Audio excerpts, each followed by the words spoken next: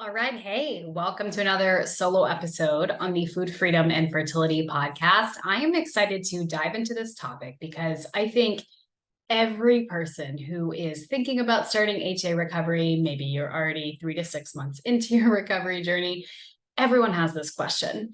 How long is it going to take me to get my period back? Everyone has that question. And unfortunately, we don't know. Like, there's no magic 8 ball. There's no perfect formula that you can follow that is going to give you absolute confidence that you will get your period back in X amount of time. There is nothing that can guarantee that. There are active steps that you can be taking that can make your recovery time shorter. And we'll get into that here in a second.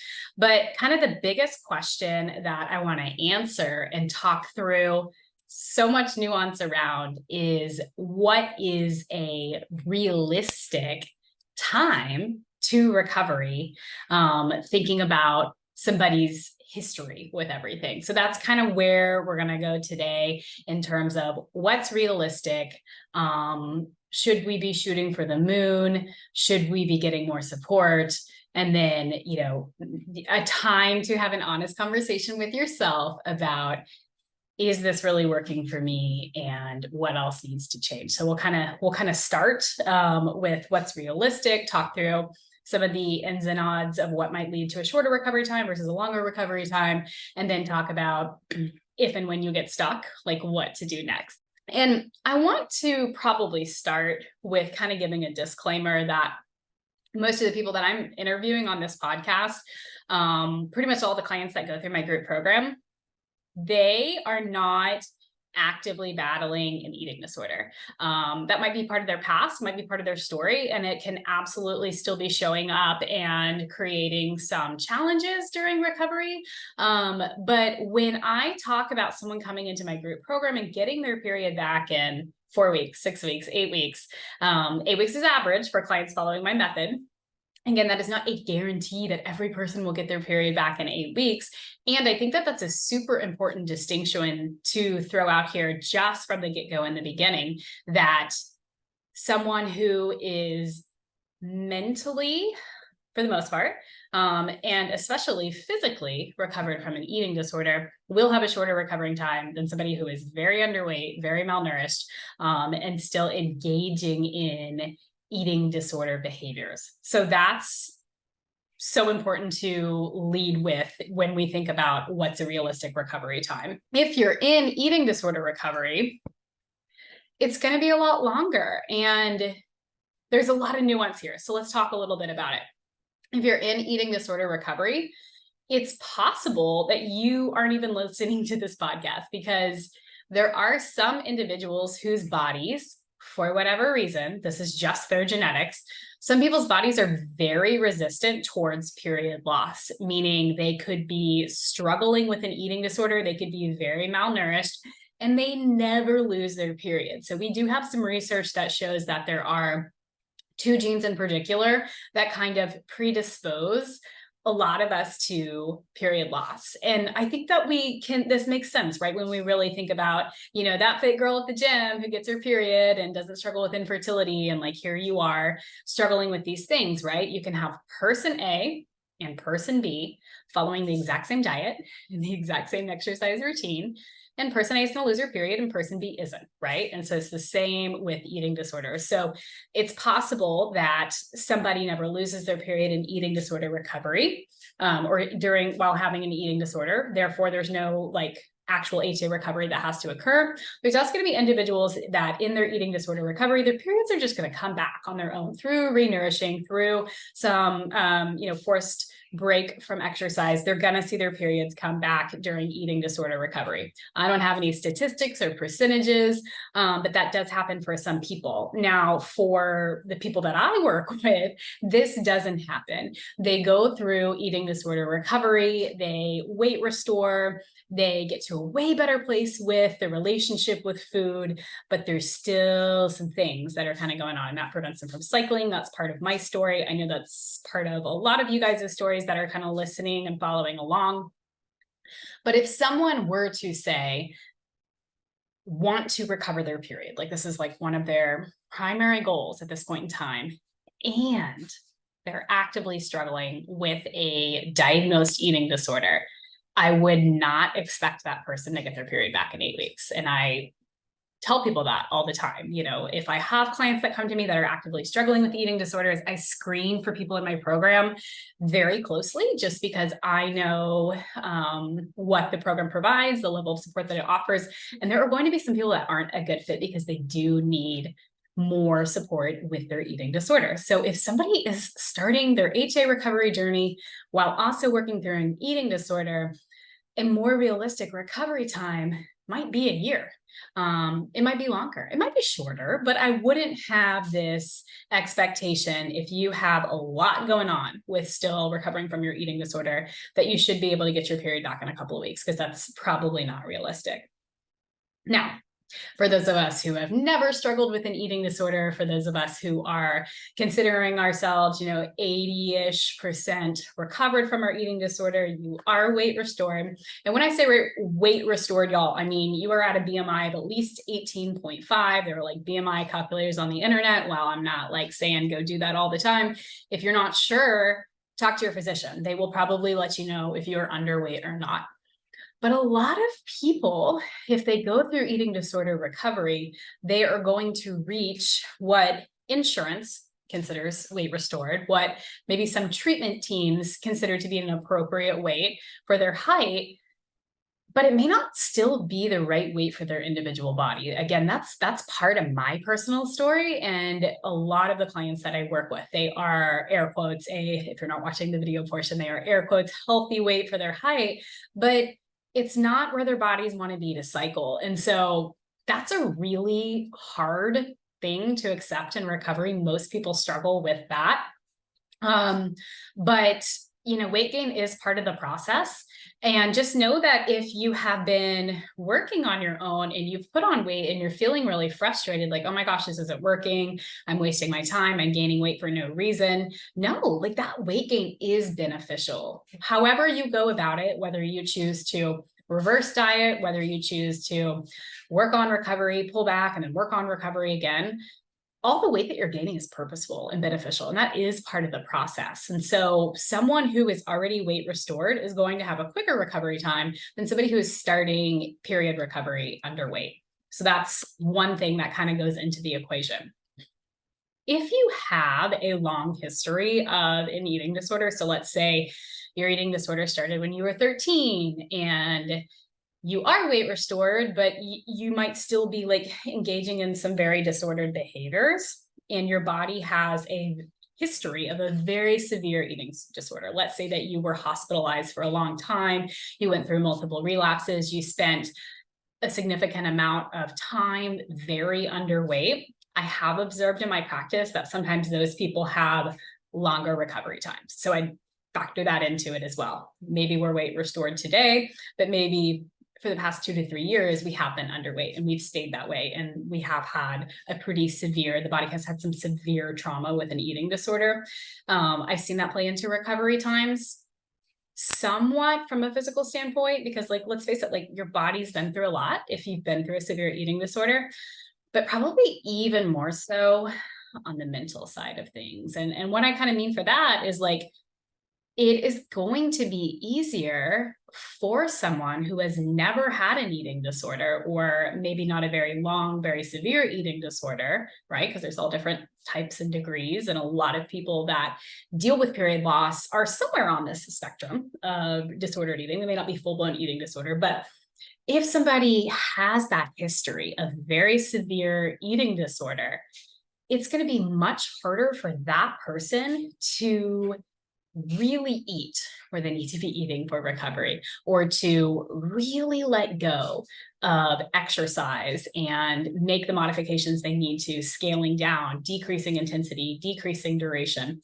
That's going to be harder for somebody that has a lot more trauma to work through and a lot more neural pathways that have been wired to think in a really unhealthy, really disordered way for very long, versus somebody who went on a health kick, hired a macro coach, was led astray and lost their period and hasn't had their period for a year or two, right? Like different histories with food and exercise are going to play into the amount of time that it takes your body to recover. So that's another thing that I want you guys to consider as you're thinking about, hey, what's realistic for me? What makes sense?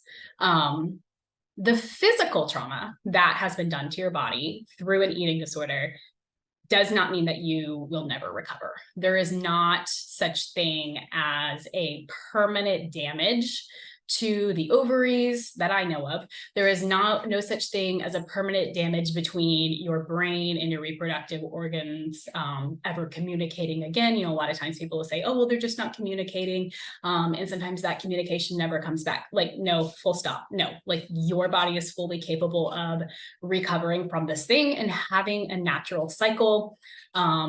If you've been told that, I really don't think that that's true for you. I would love to, talk to you a little bit more about why that isn't true and talk about where the gaps are in your recovery plan, because I can promise that we can fill them in. And I know that we can get your body cycling again. So the physical trauma of an eating disorder does not mean that you can't ever get your period back, but we do have to consider the severity of the eating disorder, the length of the eating disorder, where that was happening / is happening in your recovery journey. Again, eating disorder, ED and HA recovery, they exist together a lot. And if you're working through both, I would expect a year-ish recovery time. If we're ED recovered, we are 80% recovered, we are weight restored, I would expect shorter recovery time.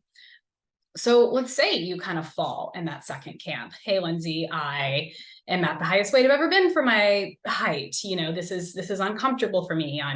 I'm making changes with exercise, making changes with food. I've gained the weight, but still no period.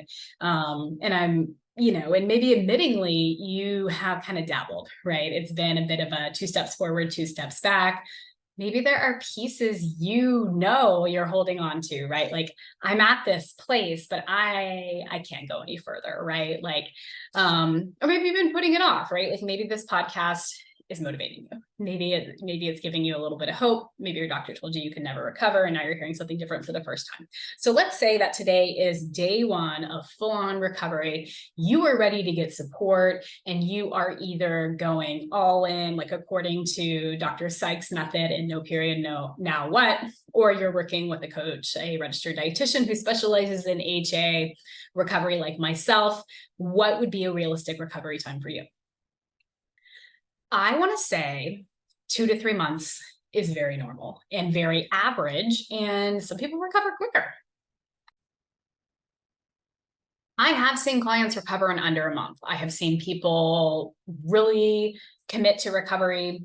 Their body responds really quickly, and they ovulate in a couple of weeks, and they see their period return in less than a month. That is not, like, in my opinion, jaw-dropping. And if somebody is saying that that was their recovery time, they are not like that unique, because I've seen it dozens of times over, and will continue to see it in the program and in the work that I do with women. That being said, I have kind of noticed this trend of like fast responders and slow responders, meaning that somebody can go all in, really commit with their food and exercise, and they're gonna see their period return in under a month. And then some people are going to be what I would kind of classify as slow responders, meaning it's probably going to take them more like 2 months, maybe 3 months. But again, in my opinion, because this is what I see in my program for clients who are following my method and really doing the things that we know support getting your period back as quickly as possible, 2 months is average. Actually, I think like what my statistics come out to in the clients that I've worked with over the past, almost 4 years now, a little under, like 7.5 is really more average for recovery time. And so I know that that's like flooring some people, because, and like, that might feel a little bit triggering to you, right? Because like maybe you have been really working hard on recovery for like 7 months or longer, right? And you're like, what the heck, where's my period? I think that that is a really good time to get honest with like, what does your recovery plan look like? Are you trying to cut corners? Like, are you eating more, but not really addressing the idea of the energy deficit? Are you still exercising, right? Exercise will delay your time to recovery. And I say that like very lovingly, very honestly, because I have worked with people who come into my program and they're like, yeah, I get it. But like, I'm going to try this my way. And we get like 4 weeks in, we get 6 weeks in, we get 7 weeks in, and they're like, all right, this isn't working. And they drop the exercise and they get their periods back immediately. Decreasing exercise to a intensity that is not stressful on your body is a very important part of recovery. And that will play into your recovery time. I am sure if you're listening to this podcast and you're asking us questions, and you're probably following other podcasts that are not mine, you're probably consuming other content on social media that is not just mine. And I think that that is beautiful and wonderful. I think it is so cool that we live in a time where hypothalamic amenorrhea is probably not a household term, but like we're getting there. I'm hopeful. I'm an optimistic person. I think it's so cool that there's so much information out there. What I would caution against is for you to follow one person's recovery story very closely and expect that to be what yours is going to look like. What I mean is, I am sure you have come across some people on social media that have continued to work out and just ate a lot and were very intentional about the way that they ate and fueled for the activity that they were doing, and they were still able to recover while exercising. And to be fair, the exercise is not like crystal clear on how much is too much. And there's going to be some individual variation. And if you're one of those people who like got your period back by just simply eating more, putting on a little bit of weight, and you didn't have to change a damn thing about your exercise, cool, go you. That is abnormal. Most people will need to make a drastic reduction in the amount of exercise that they're doing and the intensity that they're doing. Out of the probably 250 at this point, women that I've helped recover, I have one that I know still ran during recovery, and she made some really big adjustments. So she is one that was able to get her period back while still running, but y'all, 1 out of 250, okay? Like those are not great odds. And so if you are, 3, 6, 9 months into your recovery journey and you're trying to be that one person that it will work for, it may not work for you. And that's okay. Like, know that you are not alone, and know that it is way more normal to have to make those drastic changes with your exercise to see your periods return.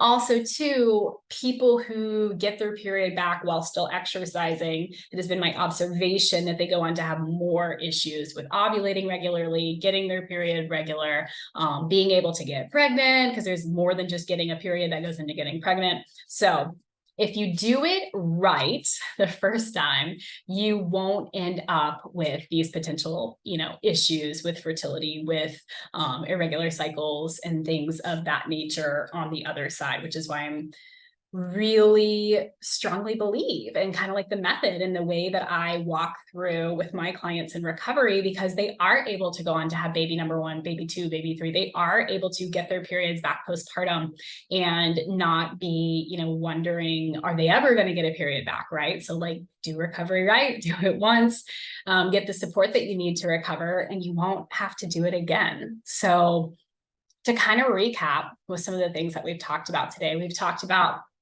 a realistic recovery time with the thinking about like a realistic recovery time for someone, depending on where they're starting in their recovery journey. And I want to end with a couple of myths about like, I already kind of talked about the idea of some people saying, oh, well, some people just never get their period back. That is not true. Even if you've had a very severe eating disorder, I believe it is fully possible for you to recover your period.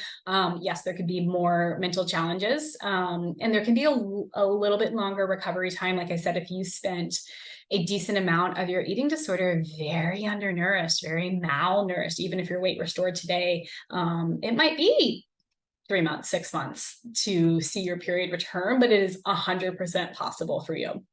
So starting HA recovery, you are ready to jump all in. You are going to be given a proper plan that we know that works, and you are going to follow that to a T. I'm going to stand by 8 weeks as an average recovery time, and saying that most of the people that I work with recover, that is the average. And then we've kind of got our fast responders and our slow responders. Fast responders being like, hey, yeah, it is totally possible to get your period back in under a month. I have seen it before dozens of times. I will continue to see it. Actually, that is what my recovery journey was. If you want to flip back to episode 1, I went on a trip, long story short, I went on a trip to Italy for 2 weeks, came home to my period. So like, yes, it happens. So fast responders under a month, slower responders more like 2 to 3 months. And again, in my program, from what I've observed, somebody who's taking, most often, there are always, are outliers, but most often when somebody's taking longer than 8 weeks to get a period back,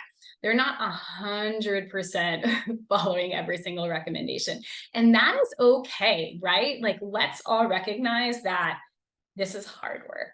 Okay. Like, truly it is. And not everybody is really ready to jump into this pool of discomfort with both feet, right? More often than not, people are dipping their toes in along the way. But once you fully commit, 2 to 3 months, very realistic recovery time. Again, barring you are not actively just struggling with an eating disorder, barring you are not starting your HA recovery journey underweight. We've already talked about kind of the weightlifting thing. Some people can recover while still exercising. I think weightlifting is probably the biggest gray area. I think most people are in agreement that really high intensity training, like HIIT, running, Orange Theory, F45, like those style classes, like probably not going to be able to recover while still doing those things.